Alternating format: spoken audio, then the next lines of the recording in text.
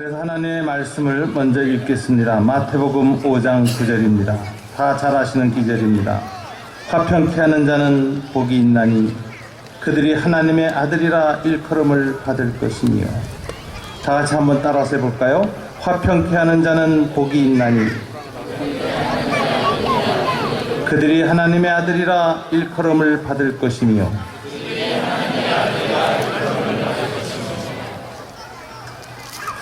저는 오늘 분단 70년을 맞이하고 있는 2015년 이 시간에 지금부터 26년 전에 한 사건을 회상하고 있습니다.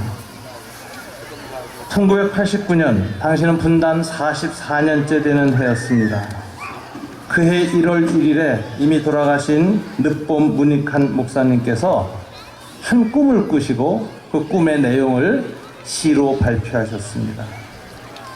이 시에서 늦봄 문익한 선생님은 그때까지 국가보안법으로 굳게 닫혀 있었던 북한을 방문하는 꿈을 꾸었습니다.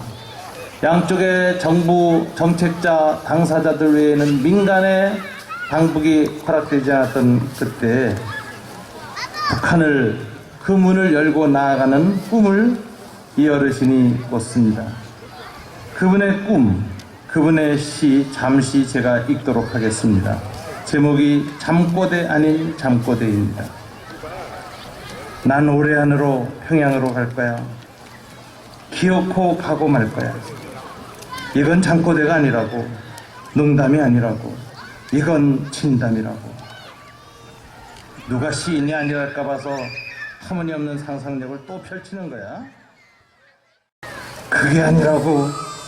나는 이 1989년이 가기 전에 진짜 갈 거라고 가기로 결심했다고. 뱃속 편한 소리 하고 있구만. 누가 자네를 평양에 가게 한대? 국가보안법이 아직도 시퍼렇게 살아있다고. 아니라고. 그게 아니라고. 벽을 문이라고 자르고 나가야 하는 이 땅에서 오늘 역사를 산다는 건 말이야, 온몸으로 분단을 거부하는 일이라고. 휴전선은 없다고 소리치는 일이라고. 서울역이나 부산 광주역에 가서 평양 가는 기차표를 내놓으라고 주장하는 일이라고. 이 양반 머리가 좀 돌았구만. 그래, 난 머리가 돌았다. 돌아도 한참 돌았다.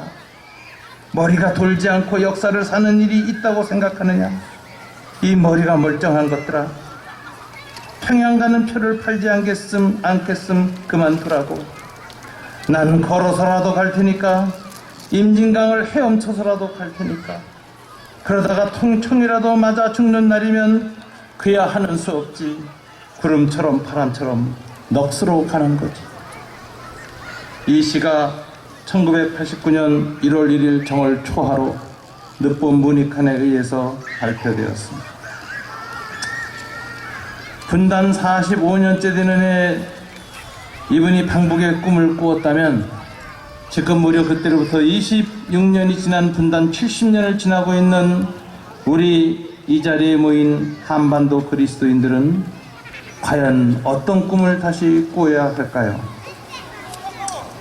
저는 우리가 꾸어야 할 꿈은 하나님의 나라의 꿈, 하나님의 다스림을 받는 자들이 꾸어야 할 꿈인데, 그 꿈을 저는 한마디로 평화의 꿈이라고 생각합니다. 주님은 너희가 먼저 그의 나라와 그의 의를 구하라. 그리하면 이 모든 것을 더하여 주시겠다고 약속하셨습니다.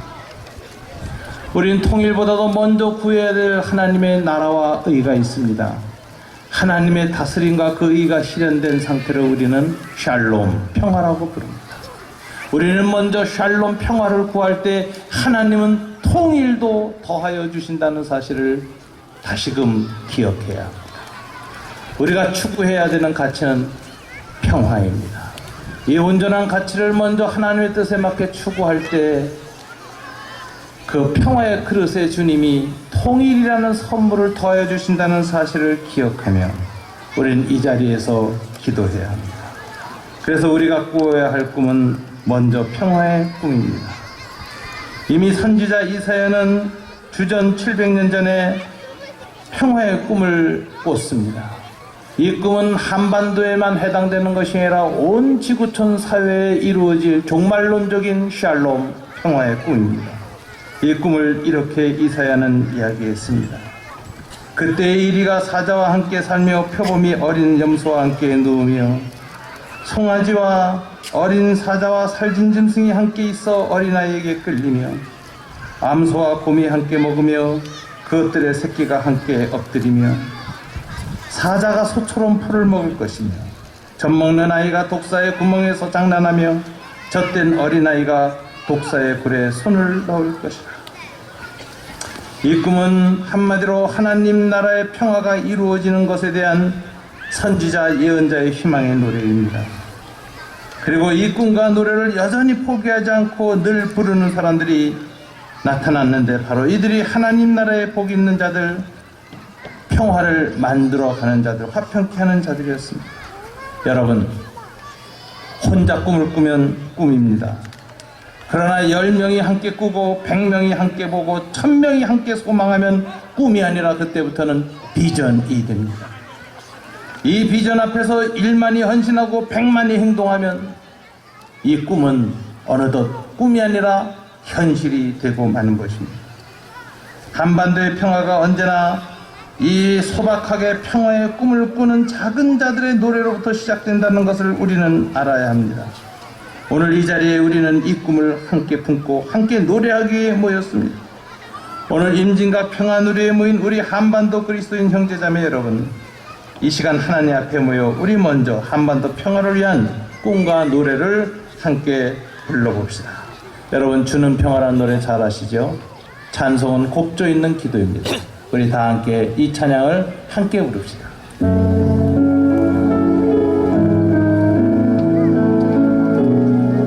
우리 다 같이 손 들고 주님 앞에 기도의 마음으로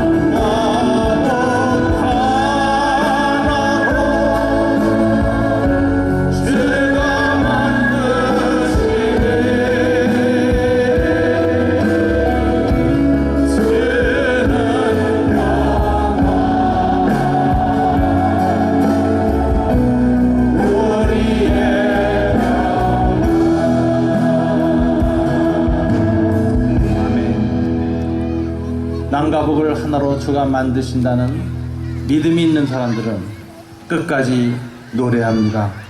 끝까지 꿈을 포기하지 않습니다. 우리 시대의 이 평화의 꿈을 끝까지 포기하지 않은 많은 분들이 계셨습니다. 우리 민족에게는 남북 분단을 고착시킨 남한의 이승만 정권과 북한의 김일성 정권에 맞서서 남북 통일의 꿈을 결코 포기하지 않았던 백범킹구 선생님이 계십니다. 백범킹구는 하나님의 평화를 한반도에 실현시키고자 평생 몸부림치신 분이십니다. 백범킹구 선생은 민족의 미래에 곧 불어닥칠 동족상잔의 참혹한 전쟁을 예감하셨습니다. 그래서 주변의 반대를 무릅쓰고 친히 남북을 오가시면서 민족 통일을 위하여 마지막까지 분투하셨습니다. 오늘 이 자리에 함께 계시는 국사학자 이만열 선생님과 언젠가 식사하던 중 문득 선생님이 혼자 되뇌이듯이 하셨던 말씀을 저는 기억하고 있습니다. 백범킹구 선생이 6.25 전쟁 전에 암살당하신 것이 차라리 다행이었는지도 모른다. 만일 선생님이 살아계셨다면, 그래서 6.25 때에 납북되셨다면 현재 선생의 묘소도 북한의 혁명 열사릉에 있었을 것이다. 그 마지막 생에도 김일성 정권에 이용당하셨을 것이다. 만약 그랬다면 남한사에서 이토록 오랫동안 민주평화 통일 세력의 정신적 지주가 되시지도 못했을 것이다. 참 안타까운 이야기이긴 합니다마는 백범킹구 선생이 전쟁 전에 암살당한 것이 우리 분단 시대의 민주 평화 개혁 세력 통일 세력에게는 오히려 큰 빛이 됐고 모퉁이 돌이 되셨다는 사실을 우리는 기억하게 됩니다.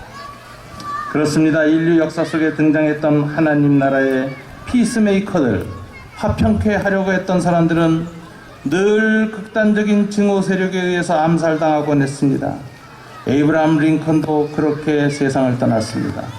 마하트마 간지도 그렇게 세상을 떠났습니다. 마틴 루터 킹 목사도 흑인 청년에게 암살당했습니다.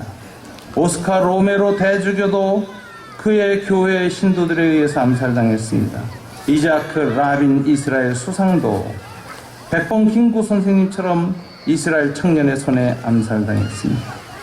여러분, 평화를 꿈꾸고 화평케 하려고 평생을 살아갔던 이 사람들이 암살당했다는 이 사실은 역설적으로 이들이 얼마나 치열하게 평화를 위해서 비타협적으로 헌신했는지를 보여주는 증거입니다.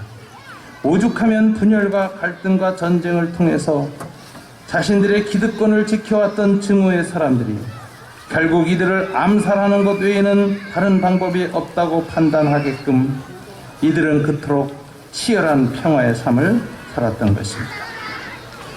우리의 주님 예수님도 마찬가지죠. 예수님도 당시 로마의 평화를 뒷받침하고 있던 유대인의 사두개파 바리새파들로 구성된 사내들인 공의의 세력에 의해서 한밤에 비밀리에 체포되어 밤새워 졸속 재판을 당하고 바로 그 다음날 죽임을 당하셨습니다. 이 예수 살해 사건은 그 인류 역사 속에서도 계속 반복 재현되고 있습니다. 예수의 평화를 추구했던 모든 예수의 제자들도 지난 역사 속에서 예수님과 비슷한 방식으로 살육당하였습니다. 저는 김영삼 정권 시절 통일부 부총리를 지낸 한한상 교수의 자서전 한반도는 아프다를 읽던 중에 1994년 5월 4일 이집트 카이로에서 열렸던 중동평화회담 협정 조인식장에서 이스라엘 라빈 총리가 했던 연설을 읽으며 깊은 감동에 빠졌습니다. 여러분, 이자크 라빈은 1964년 이스라엘 육군 참모총장이었고 중동전쟁, 6.1 전쟁을 승리로 이끈 민족적 영웅이었습니다. 그가 이후에 국방부 장관이 되고 이스라엘 총리가 되고 난 이후로 그는 이스라엘을 향한 한 꿈을 품기 시작했습니다. 전쟁을 통해서 이스라엘의 평화를 지킨다는 것이 얼마나 한계가 있는 것이고 전쟁 상태와 증오 상태를 유지한다는 것이 이스라엘 백성들의 행복과 삶을 얼마나 파괴하는 것인지 이분은 잘 알았습니다. 군인이었기 때문에 전쟁의 한계를 알았습니다. 군인이었기 때문에 평화의 가치를 알았습니다. 그래서 그는 팔레스타인 해방기구의 아라파트 회장과 협상하면서 중동평화협상을 모색했습니다. 드디어 중동평화협상이 체결됐고 93년 10월 오슬로 협정을 체결했습니다. 94년에 노벨 평화상을 받았습니다. 아라파트와 함께 받았죠. 그러나 95년 11월 4일 텔아비브에서 열린 중동평화회담 지지 연설 후 모든 지지자들과 함께 이스라엘의 샬롬, 평화라는 노래를 부르며 뒤돌아서서 차에 타려던 중 유대인 극우파 청년 이갈 아마르의 총에 맞아 암살당했습니다. 그 암살당하기 6개월 전에 5월 4일 행한 연설은 이와 같습니다.